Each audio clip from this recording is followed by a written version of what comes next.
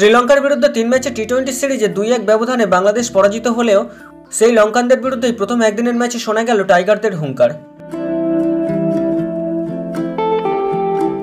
নাজমুল হোসেন শান্তর ব্যাট থেকে এলো 17 রান, ভালো হাত দেখালেন মুশফিকুর রহিমও। তানজিম হোসেন শান্ত, তাসকিন আহমেদ, শরীফুল ইসলামদের হুঙ্কারে ধ্বংস শ্রীলঙ্কার ইনিংস। জওহর আহমেদ চৌধুরী স্টেডিয়ামে প্রথম একদিনের ম্যাচে গতকাল মুখোমুখি শ্রীলঙ্কা ও বাংলাদেশ। টস জেতেন শ্রীলঙ্কার অধিনায়ক কুশল মেন্ডিস। প্রথমেই নিয়ে নেন ভুল সিদ্ধান্ত। বাংলাদেশের ঘরের মাঠে ব্যাট করার সিদ্ধান্তও নেন লঙ্কানরা।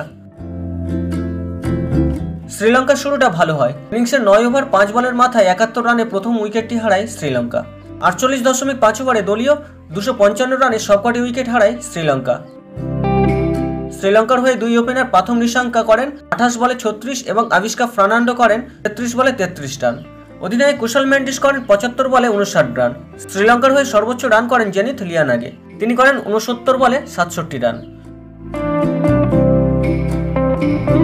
টাইগারদের হয়ে শরীফুল ইসলাম, তাসকিন আহমেদ ও তানজিম হোসেন শান্ত 3টি করে উইকেট নিয়েছেন।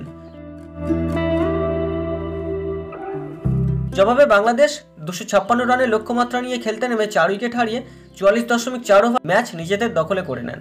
বাংলাদেশের হয়ে লিটন দাস 0, তৌহিদ হৃদয় 3 ও সৌম্য সরকার 3 রান করে প্যাভিলিয়নে ফিরে যান। 23 রানে 3 উইকেট হারিয়ে বাংলাদেশ ছিল চাপে। সেই চাপ থেকে দারুণ খেলে দেন অধিনায়ক নাজমুল হোসেন শান্ত। 13টি বাউন্ডারি ও 2টি ওভার বাউন্ডারির সাহায্যে 129 বলে 122 রানের অপরাজিত ইনিংস খেলেন।